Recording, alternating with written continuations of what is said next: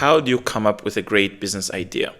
A lot of young entrepreneurs have asked me this question over and over again, and from my experience, I'll share an experience that's completely different from the common standing here. Most people define great business ideas as ideas that are super revolutionary, changing how we live our lives, and generating billions of dollars in returns, etc., etc. I think for those are very few. If you look at 8 billion people in the world and how many people have actually done, built businesses that are, $1 billion plus, $100 billion plus, $1 trillion and so forth, just a handful, right? So I wouldn't say that, I'll just take that and put it aside, right? I'll just stick to a great business idea being a business idea that can generate revenue as fast as possible and generate profits as fast as possible and start to create material results for whoever started the business. So you can earn from it, get great returns, you live a great standard of living, and that's it, right? In this case, what you're trying to avoid, so you have like 90+% in failure rate for businesses in the first year. I believe that's because most people who start businesses think of them as projects. And what this means is, in school, when you have a science project and you have to build, let's say, a car out of cardboard that will, go 100 meters and things like that, it's not serving a real need. And then when I say need, people think climate change, people think all these things that they haven't experienced firsthand, which is another common mistake where we're looking at the grand, big problems going on in the world, and we think we'll create a product or service that solves for those problems. I think that's okay, but given that if you have funding and you have channels of sales and all that stuff, great. But most people don't, so I wouldn't say that's a very smart move.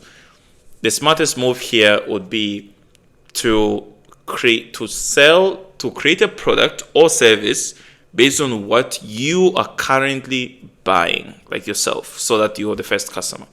So this would inevitably be the simplest things like food, beverages, clothes, shelter, I don't know what items you spend on electronics or content and so forth. So the things that you're actually spending money on. So you can easily go through your bank statement or through your spending list and see the items that you're spending, either based on frequency or based on value, right? The most amount on.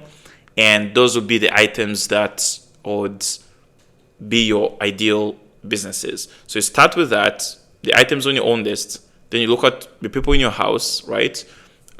Whether it's your siblings or your wife and kids and so forth. So that's number 2.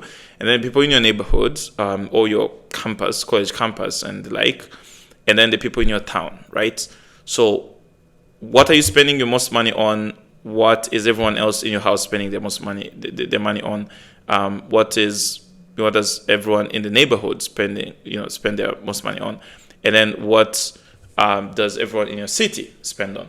Now, those are the items that would be the successful products and services that you can launch with. Now, you will say we're a global economy today. We're running a global economy today. We're digitally connected and so forth. So therefore, it doesn't have to be tied to where you're living, which is correct. But you don't want to run a risk of having to understand the customer and draw out your ideal customer profile if that profile isn't you, right? So the biggest edge that you'd have if you're the customer and you've experienced the pain firsthand, you have the biggest edge because you're building a product for yourself.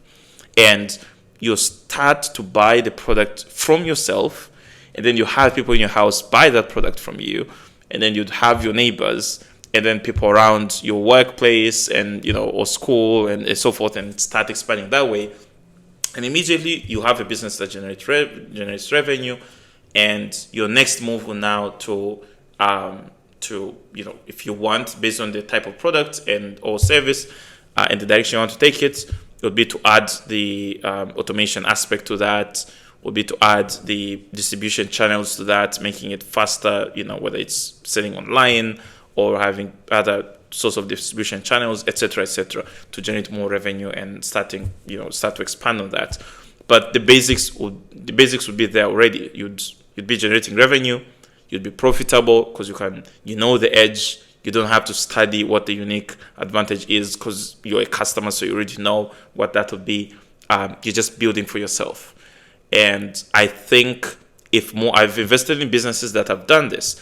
And from my portfolio, those are the most successful investments, and the investments that are they're positive cash flows, run the fastest, get off the ground extremely fast, are loved by customers the most. They don't have to worry about, customer retention and so forth, because they're just building for themselves, right? So the product is obviously great because, if it wasn't, they wouldn't have spent money buying it themselves.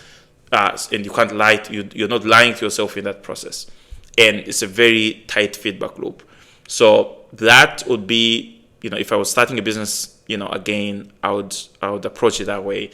And I've seen people I've told people do that, younger people, and they've started and, gotten revenue in month one and profitability fast. So that's the approach that I believe is the quickest approach to a good business idea.